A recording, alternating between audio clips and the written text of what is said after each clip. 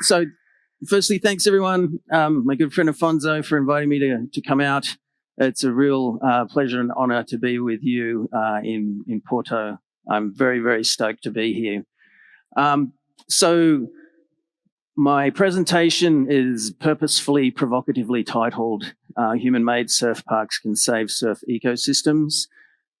Yeah, kind of. We'll see. We'll get there. It's going to be a bit of a process, so hopefully you will follow me through this journey of data to get from one point to the other. So the structure here, I'm going to look at surf ecosystems. We'll talk about what they are, why they're important locally and globally. Then look at, do surfers have an interest in protecting them? I've done some research on this. I have the answers for you. Then surf parks, what are they? We'll look at how they came to be and what the status of the industry is today. And then we'll ask the question, do surf park users have an interest in sustainability? And again, I've done the research, so I have some answers for you on that as well. And finally, can surf parks save surfing ecosystems? A bit like this one. Does anyone know where that one is? Excellent, excellent work. That's the Mamanuca group of islands in Fiji, home to several of the best surf breaks in the world, and a really fragile ecosystem that could use protecting as well.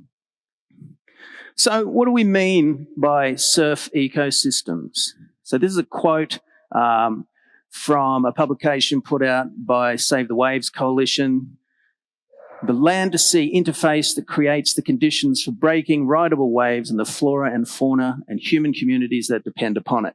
So we're talking about the biological, so biodiversity and productivity of these ecosystems. We're talking about the geophysical components that make the wave work, not just the ones in the ocean, but the ones on land that contribute to that as well. So watersheds and making sure that those environments are clean and not polluting the water so that that is a healthy ecosystem. And then really importantly as well, the socioeconomic, the human well-being that comes from surfing, what that means to communities, the sense of community that builds in a surfing community around that shared resource of a surf break and the culture that comes from that. All of that is what we're talking about when we talk about surf ecosystems. So why is it important to conserve and protect these ecosystems on a local level? So all of those components come into play. You will protect coastal and marine habitat and biodiversity if you protect that surfing ecosystem. You'll maintain the resilience of the coast if you have a healthy marine and coastal ecosystem. You safeguard local livelihoods as that ecosystem continues to function as it should. And there is a good surf break there, so there is the potential to build an economy around that, whether that's through tourism or businesses that serve the surfing community. And it contributes to people's well-being. And until recently, this was just a thing that we used to talk about. Okay, surfing makes you feel good. I'm assuming most of the people in the room are surfers. We do it because we feel pretty freaking awesome after we go surfing, when we think about surfing, and when we talk about surfing afterwards. It's an improvement to our lives on a daily basis. In fact, we build our lives around that experience because we love it so much. A guy called Ralph Buckley, who's a professor at Griffith University in Queensland, did a study that came out a couple of years ago in a journal called Nature, which is very reputable, where he estimated the value of the global mental health benefits of surfing. He had an interesting methodology, which I can talk about if you're interested, but he extrapolated from the Australian experience out to the world and estimated that the mental health benefits, and this is from diverting people from mental health care and then also avoiding lost productivity, so days not at work because people were feeling bad. Adding those things together, the value of surfing in these avoided mental health costs was between 0.38 and 1.3 trillion with a T dollars a year. That's wild. That's based on a global estimate of 50 million surfers. So we did get a bump of about 25% increase in the number of surfers in just 2 years of the COVID pandemic, and many of them are sticking around. So why are these important globally? It just happens that 75% of surf breaks are in high biodiversity areas. So this map shows three things. The hatched blue areas are global hotspots of marine biodiversity. The green shaded areas are global hotspots for terrestrial biodiversity, and the little blue dots are where the surf is really good. And you can see that there's a great deal of overlap between those three things. So a lot, 75% of these surfing hotspots are in really important areas in terms of biodiversity, marine and terrestrial. We've been talking quite a bit about carbon and global warming already today. These surfing ecosystems also involve sequestering 1 billion metric tons of irrecoverable carbon. That's the equivalent of 10% of global emissions for an entire year. In technical terms, that is a shitload of carbon. Now, what these two plots show, the first one is showing, you can see the different levels of irrecoverable carbon in the world's surf ecosystems. The second one is showing those same ecosystems which currently have no protection from destruction.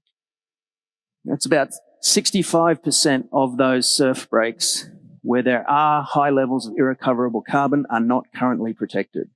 So they could be wiped out in a way which releases that carbon, 1 billion tons of it, into the atmosphere. So the threats to surf ecosystems are growing, and they do need protection to avoid desecrating all of those things we just talked about on a local and global level as to why these are important. Climate change, overfishing, habitat destruction, harmful coastal development, plastic pollution, sewage, and the list goes on, unfortunately. Which brings us to our question, do surfers care? And the answer is that yes, they do. So I published a paper with my friend Leon Mark, who did research for his PhD in Lobitos, funnily enough. And we found from a survey of over 1,000 surfers from around the world that 92% of surf tourists are willing to pay an average of 6.5% more for demonstrably sustainable experiences. Okay, so whatever they pay on that surf trip, they're willing to add 6.5% to that if that experience is a more sustainable one. We'll look at what that translates out to in terms of dollar terms a little later on. The study was done here in Portugal in 2015 on the Algarve, asking different types of tourists, would they be willing to pay an additional tax to support environmental protection?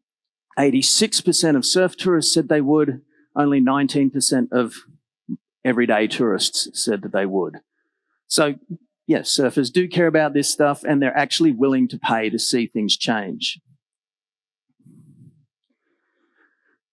That same study also found that on average, surfers take just less than one international surf trip every year. Now, that's an average, so some of us are quite greedy and are taking 20 surf trips a year. Some people will never go on an international surf trip, but on average, 0.928 surf trips per year. On average, we spend just under $2,000 on these trips. Again, some people are spending 20, 30 or more thousand on such trips, but on average, just under $2,000, which means 6.5% of that we're willing to pay on top for a sustainable experience equates to $126.40 for each of those surf trips that people would be willing to pay if they're getting a sustainable experience.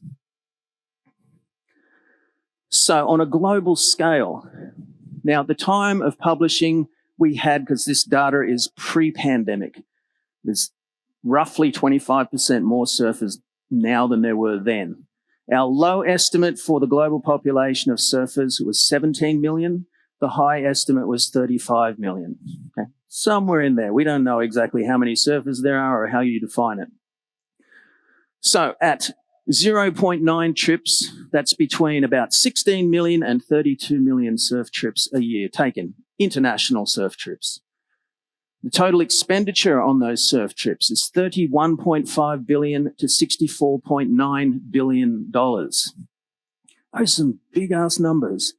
And I spoke at the UN Oceans Conference 2 years ago in Lisbon to a panel that was looking at the blue economy, because there's a lot of conversations about the blue economy and how it's super important and how much money it makes, and none of them have been talking about surfing. And it's an enormous, unseen part of the blue economy. This is the part that gets interesting. Now, $126.40, when you scale it up to that level, is between $2 billion and $4 billion a year. Currently left on the table because we're not providing sustainable surf tourism experiences. So just to state the obvious here, make it really plain, surf tourists are willing to pay $2 to $4 billion more each year for sustainable outcomes come out of those surfing experiences. That money is being left on the table. Even a tiny fraction of that would be transformative for surf ecosystem conservation and everything that goes along with it for the communities that live alongside those surf ecosystems.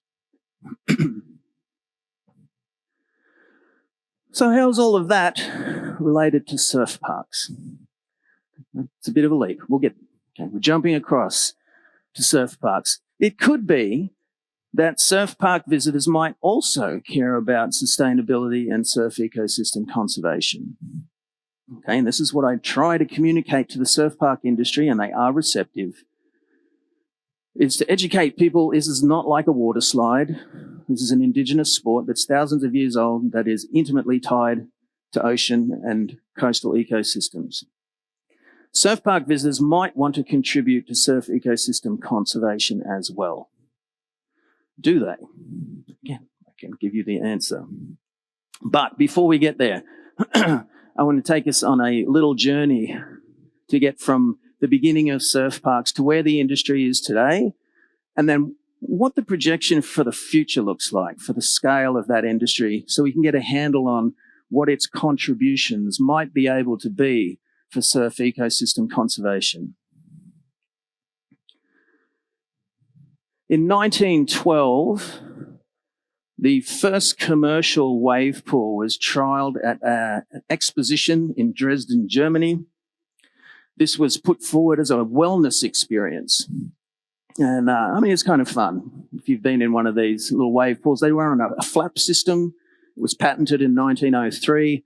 And they got built hundreds and hundreds and hundreds and hundreds of them through the 20th century. They're still around today. I took my kids to one last year.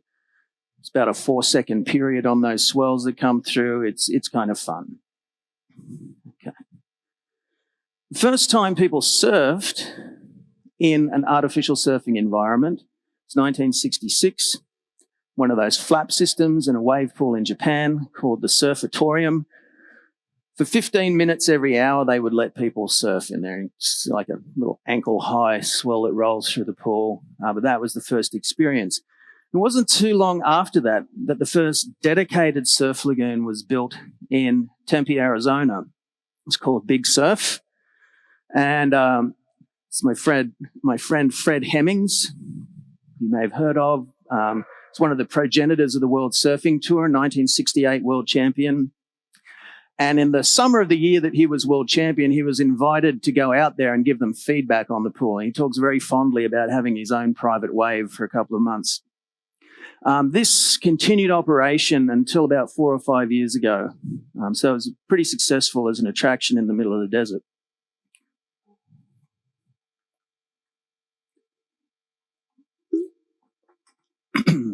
This was the first pro contest in a surf lagoon, 1985 in Pennsylvania.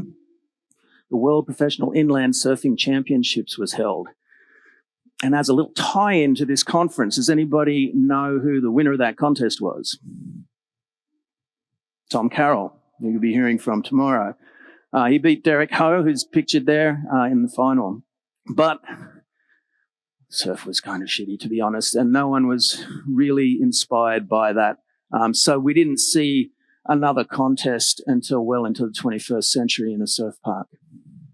1989, in Disney World in Orlando, they opened Typhoon Lagoon. This is a pretty significant jump in wave quality. That's a fun wave that looks pretty perfect. It's quite weak and short, but it is a fun wave to ride on the right surfboard. In Japan in 1993, they opened Ocean Dome, which is a very ambitious project. It had a fully roof that would come apart and come back together. So even if it was snowy and cold outside, it was warm with a blue sky painted on the inside of the roof. People at the time were, why is it built right by the ocean? There's the ocean. You come into your fake ocean.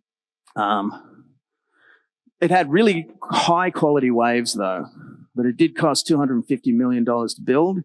And as a result of that, struggled to make a profit and was eventually closed in 2007. In 2012, Wadi Adventure was built in the United Arab Emirates. This was the poster child for the surf park industry right up until about 2015. And this is really probably the last surf park that will be built using this type of water drop technology, where essentially you lift a bunch of water up and then you let it go and it makes a wave. Not very high quality, not very long. People used it, pros were training in it at the time. In 2013, this is where the kind of revolution of the modern surf park industry began in the Basque Country with the Wave Garden prototype of the Wave Garden Lagoon. Essentially, a foil is pulled down a central pier, and on either side of that pier are wave forms. Now, this was not ultimately a successful technology, and we'll see why in a minute. The throughput of this, you got about one wave every 2 to 3 minutes. Well, one wave on either side of the pier. You have to wait for all of the currents to disperse until you run it back in the other direction. So in 2015, the very first commercial application of that Wave Garden Lagoon opened as Surf Snowdonia in the north of Wales. It later changed its name to Adventure Park Snowdonia and eventually closed in 2023 their surfing operations because the technology was really prone to breaking down, and the maintenance to make sure that it didn't break down was so high that it just wasn't worth them continuing with that technology. The same year, Kelly Slater Wave Company put out the first video from what is now called the WSL Surf Ranch in the Central Valley of California. And you can see very plainly the difference in wave quality, right? Now, when this wave first came out, I was tracking how the surf world was talking about it, and they were comparing it favorably with a reasonable day at somewhere like Greenmount on the Gold Coast. So a nice little running wave. When the video of this surf park came out, that paradigm flipped on its head, 180 degrees. People were no longer comparing the surf park to the ocean. They were comparing the ocean to the surf park. And I'm sure you've seen the headlines of, it's just like a surf park, when the waves are really, really good at a new break that's been found. So a lot of people's worries about the wave quality disappeared overnight. I took a survey after this came out and found that 22% of surfers had no interest in using a surf park.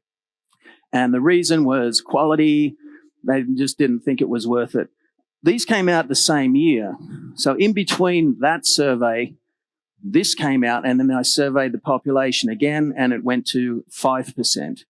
It now currently hovers around 2% of the surfing population say they have no interest in using a surf park.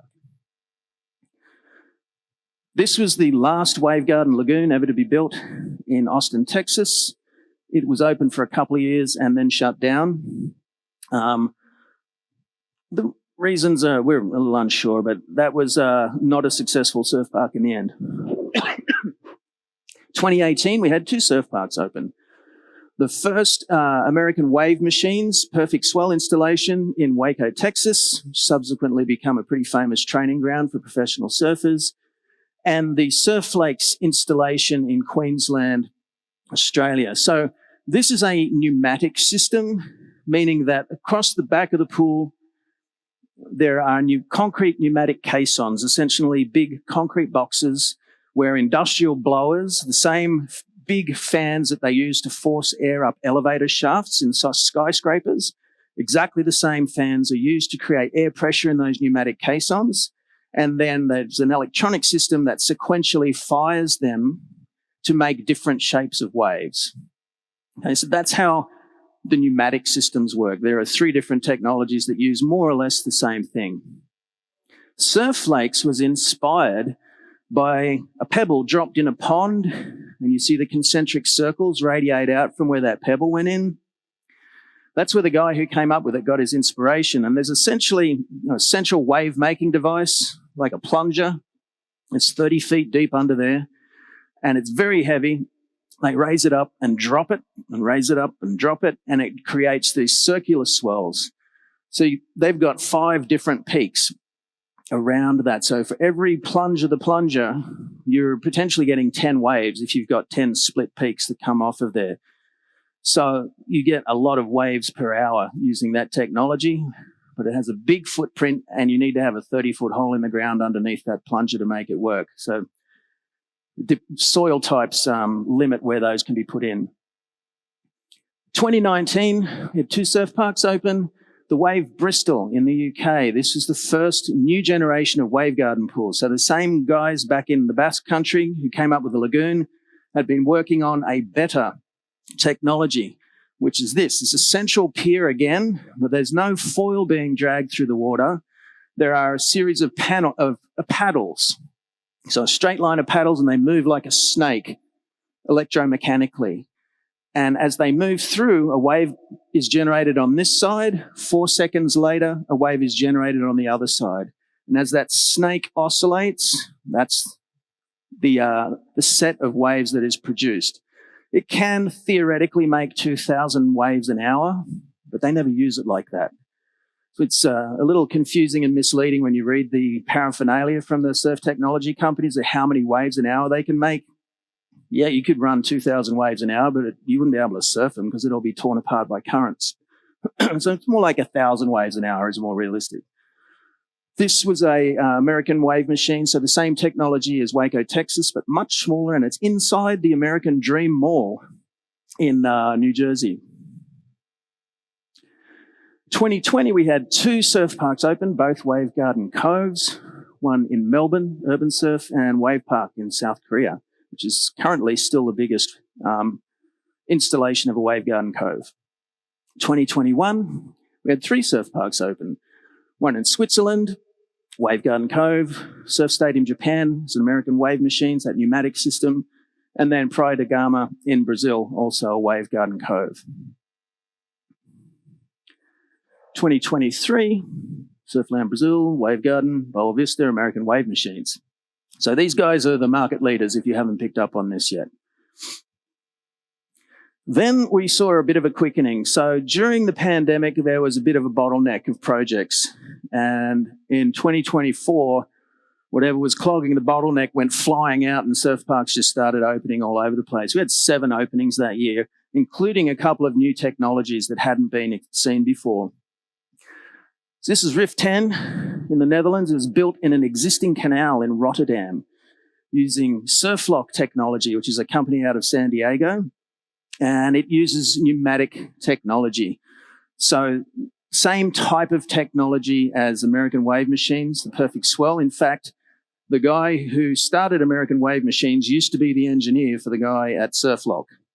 They split, acrimonious, don't like each other. Their technologies are quite similar. Palm Springs Surf Club in California also uses pneumatic technology as a SurfLock installation. Urban Surf Sydney, O2 Surf Town Muck in Munich, Germany. This is a new technology, or at least a new technology company. It's also a pneumatic system. And ironically, the chief engineer from American Wave Machines left to join Endless Surf. And now that's a new pneumatic surf technology company as well. We had Surf Abu Dhabi. Here, this is a Kelly Slater Wave Company installation. So it's like the Surf Ranch.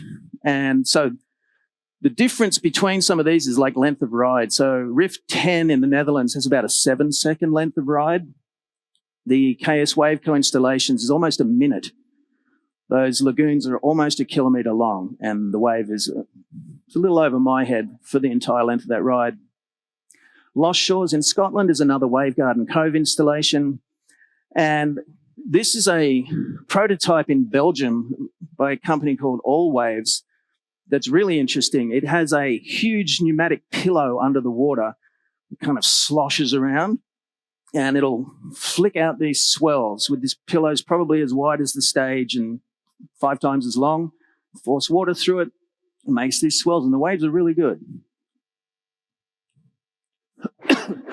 This year we had 5 surf park openings. New technology, Revel Surf.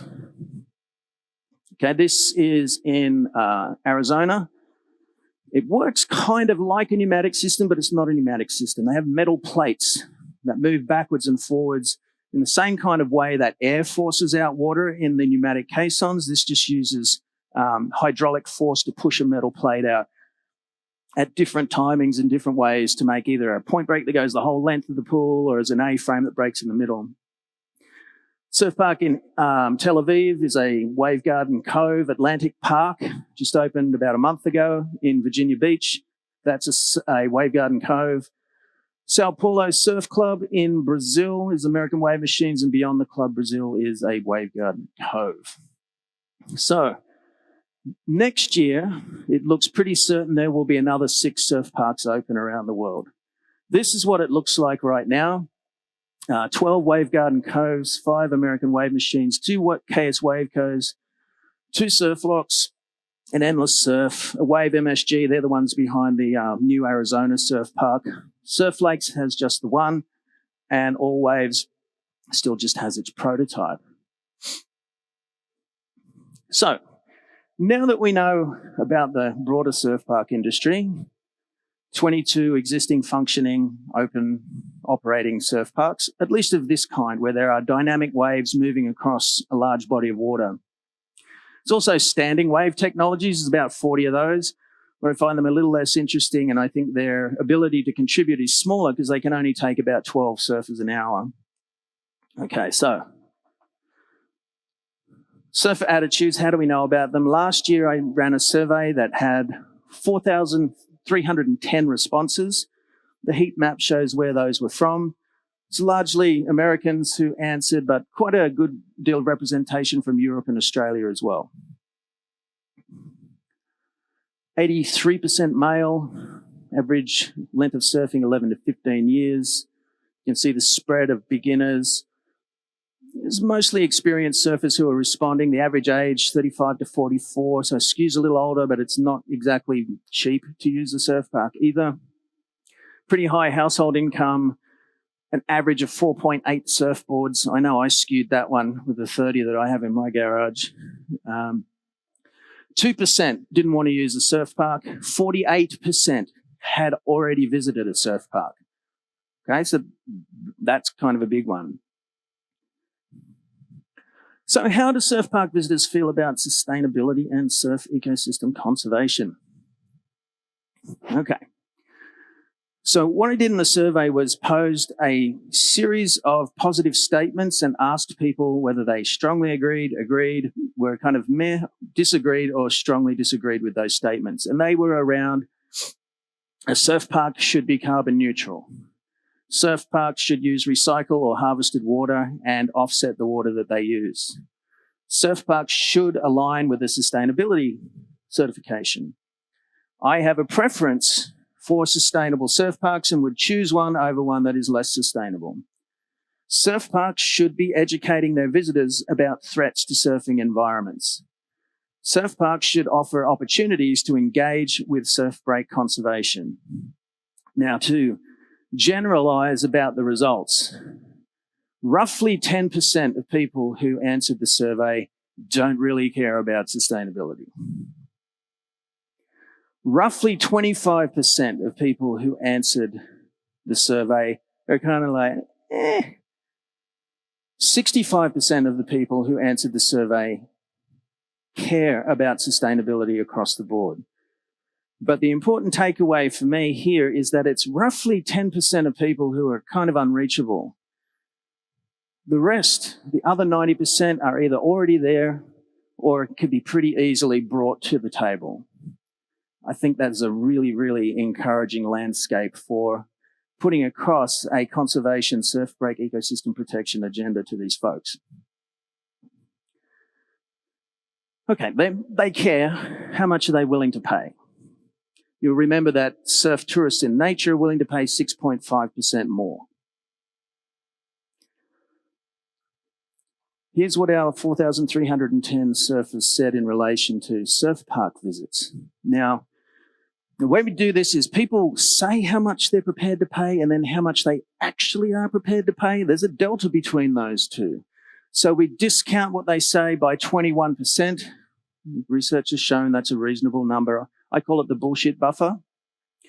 So we add the bullshit buffer, and across the board, the average is 13.4%. People say they're willing to pay more for those kind of sustainability initiatives to be present in their surf park experience. In an interesting wrinkle that we also found in the population of surfers who are going on surf trips in nature, beginners and women are willing to pay more. And it's the advanced and experienced surfers who aren't willing to pay as much. Shame on you. But they're still willing to pay quite a bit. They're still willing to pay 12.6% more, which is twice as much as people who are going on normal surf trips in nature. This is kind of revolutionary when you add the numbers here. Okay, so that's as a percentage how much they're willing to spend. How much are they actually spending? If we're taking a percentage of their overall spend, what's our number that we're starting with? This is how much people just spent on surf sessions in their last surf park visit. The average was $250 to $300.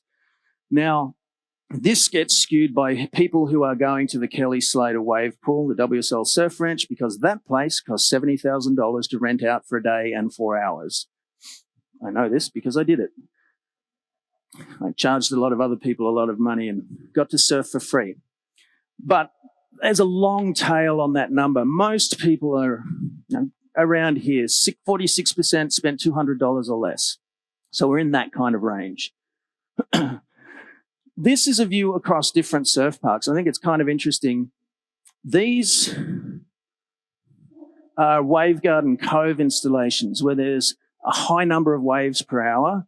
And the business model is more get a lot of people through, charge them not quite so much money. They don't stay for as long. They come in and surf, maybe hang out for a bit, and then they leave. These other technologies have less throughput, so they charge more. The waves are maybe of a higher quality. Surf Ranch, you can see people are spending way more. Waco Surf, less waves. Palm Springs Surf Club, people are spending more and staying longer. Excluding the surf session, again, there's a long tail. Roughly 47% spent $200 or less. And again, it kind of correlates with the different technologies and their different business models. The Wave Garden Coves, people not staying as long, not spending quite so much on things other than surfing, and that being different at other types of technologies where people have to travel further and stay longer or stay overnight. So, if people are willing to spend 13% more for sustainable experiences, and we take the low end of those averages on the surfing and non-surfing spend, we come up with about $300. That means they're willing to spend $40.20 more per visit. Now, an average across different technologies for the number of surf hours sold in a surf park is about 150,000. So the Wave Garden in Melbourne does about 180 to 200,000 surf hours a year. The worst year that the Wave Bristol ever had was 154,000. And so I'm rounding down to accommodate those other technologies that have a lower throughput. So I'm discounting by 25% from a fully operational Wave Garden Cove. So if we go with 150,000 surf hours per year across 22 technologies, and we charge everyone $40.20 more for sustainability because they said that's what they'd pay, that's $133 million today in 2025. That could be put towards sustainability initiatives. Could be on-site, it could be building a solar array. We might put up a windmill and make our own power that way. We might put it towards surf ecosystem conservation and send that money to Labitos to support Emmy's work and the local organisation that's monitoring the water, and to watch that and pressure the government to make sure that that ecosystem is protected. But what if we just made it really small and easy to gather small amounts of money? Because once we scale this industry up, I mean, think about 180,000, 150,000 on average surf sessions a year across all these different surf parks. What is that going to look like in the future? What if we just charged 20 cents for every wave that goes into a surf session? There's roughly 10 to 15 waves in the average surf session, aside from Kelly Slater's wave, where they only put 15 waves an hour through. You're more likely paying $500 to $1,000 for one of those waves. 20 cents per wave. So that'd be $2 across your whole surf session that you're probably paying $100 to $200 for. That's 2 orders of magnitude less than what the customers say they're willing to pay. In 2025, that would have been $6.6 million. So you're going into surf, you're paying $150 for your hour of surfing, and there's a $2 surcharge, and now it's $152. Are you upset by that? I don't think you would be. So let's take a look at what this might look like if we ramp it up across an industry that's growing. And this is my contribution to the AI-generated imagery that we've seen in a couple of these presentations so far. So this is actual surf park openings. This is just openings per year, and that's cumulative openings. The trend line there is pretty clear. That's your good old hockey stick growth curve, which is why money people are excited about this industry. So how many surf parks do we think are going to be open 30 years from now? And this is a question that everybody's asking, and people are throwing out numbers of all kinds. I thought I'd try and rationalize a prediction for the future here. Based on those graphs and some other stats. So an average of 4.6 new surf parks have opened over the past 3 years, because growth has been accelerating post-COVID. Openings have doubled every 5 years for the last 15 years. So growth is kind of exponential right now. So how many waves per year are we talking about? Waves per surf park, 150,000 sessions was our assumption. There's usually 10 to 15 waves in those sessions. Let's go with the conservative end of that, call it 10. That's 1.5 million waves per year averaged across all of those different technologies. Keep in mind, we're charging people 20 cents a wave. So what we have here is annual number of surf park openings at different levels of aggression. Okay, 5 a year, that's basically what we've been at for the last 3 years now. This is if we assume 7 surf park openings a year. This is if we assume 10, and this is on average over this time period. And this is if we assume 15 per year. I think some predictions can get a little out of hand, because you've got to think about the supply chain and what that looks like. So I've talked to all of these wave generation companies, and there's only so much production that they can handle. Wavegarden can pretty much do 5 surf parks a year, no problem, but they are scaled up beyond most of the other companies. Let's say that they can all get to a similar level within 3 or 4 years. There are 8 wave generation technologies in existence right now that are all totally capable of building multiple surf parks once they scale up their operations. So keep that in mind. We don't know which one of these numbers is going to be right, but this is the number of waves. So that's the number of surf parks up to 30 years at 2055 with these different levels of aggressiveness of growth. And so at 15 a year, that's almost 500 surf parks. In 30 years' time, at 5 a year, it's 142. The middle line is the number of waves that will produce. And the bottom line is how much money would be raised if we charged 20 cents per wave. And so in 30 years, the high estimate is $141 million. The low estimate is $42 million. Put towards surf ecosystem conservation, what could that do? How much does it cost to protect a surf ecosystem? That's the next important question. We have the potential to, again, use a technical term, to raise a shitload of money by charging everyone a tiny little amount, 2% of the cost of their surfing session. So thanks to Conservation International for these figures, which are based on their surf protected area network experience across multiple countries. On average, it costs about $15,000 to $20,000 a year, every year, to protect the surf break. Now, that assumes an economy of scale. So they don't work surf break by surf break. They'll work in a local geography that maybe has 10 different surf breaks. And they'll have an organization which will manage the conservation, protection of all of those surf breaks in that area. And each of those areas costs between $150,000 to $200,000 a year to staff and maintain and do the work. So I'm dividing that by 10 to get to the individual surf break. So that's kind of how that methodology was arrived at. So how many important surf ecosystems need protection? Those regional areas that contain on average 10 breaks, it's about 500 of those. 3,000 to 4,000 individual surf breaks are in these areas. You'll remember the map with the blue hatching and the blue and the green shading and the blue dots.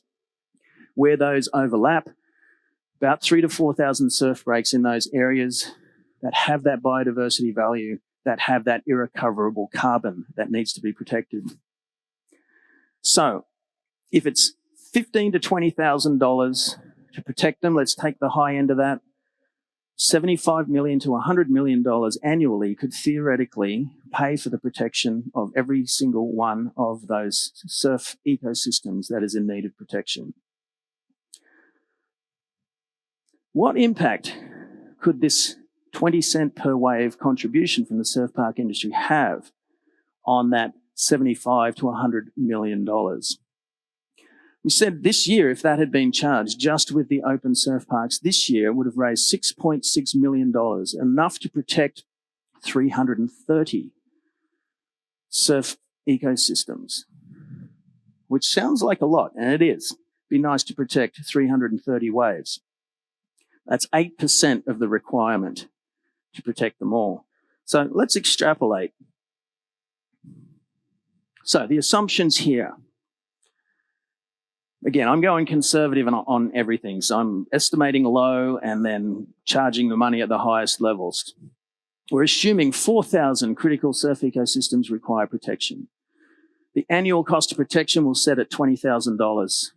Surf parks generate 1.5 million waves a year. That's that low-end estimate. 20 cents per wave surcharge. If that becomes industry standard, everybody's charging that.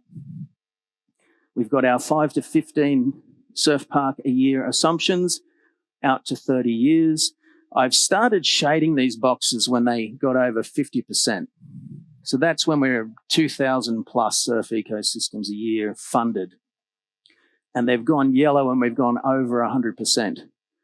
You can see that by 30 years, even at the most modest estimates of surf park industry growth, that's enough funding to protect fully half of the surf ecosystems that are under threat and need protection.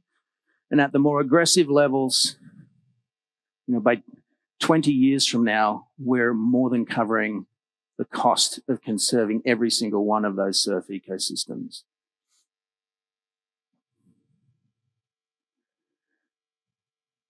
So that's a lot of assumptions. And will the surf parks do it? We don't know. My thought, well, anyway, I'll get to that in a moment. So can human-made surf parks save surf ecosystems? They can fund protection, potentially in its entirety if the industry gets fully behind it. And they can also spread awareness of the issues. Remember from the surveys that people actually want that. They want the information and they want to be put in touch with organizations that are doing work on the ground. I think that's an enormous value add for people who are going to surf parks to plug into those communities. So what do we do with this information? Well, Luckily, we got a guy on the inside. So Surf Park Summit is November 5 to 7 in Virginia Beach, in Virginia in the United States. And it just so happens that I put on that conference. And so I get to say who speaks to everybody first. And it's me. And in my talk this year, I'm going to be telling them exactly the same thing. And I think a sweetener for the deal is they're not being charged this money. Remember, this is a surcharge on their guests. It will cost them nothing except whatever the accounting cost is of counting those numbers and sending the money off. I think that money could just be earmarked for sustainability initiatives in general, and they could use it to build a solar array that they've wanted to build but maybe didn't have the money to fund. They could use it to subsidize disadvantaged youth in their communities coming in and having surf sessions on a regular basis. All kinds of good work could be done with that money, as well as surf ecosystem conservation, and all of it is going to make them look and feel better. That's probably enough from me, so I'll leave it there, but thank you for your attention. Thank you.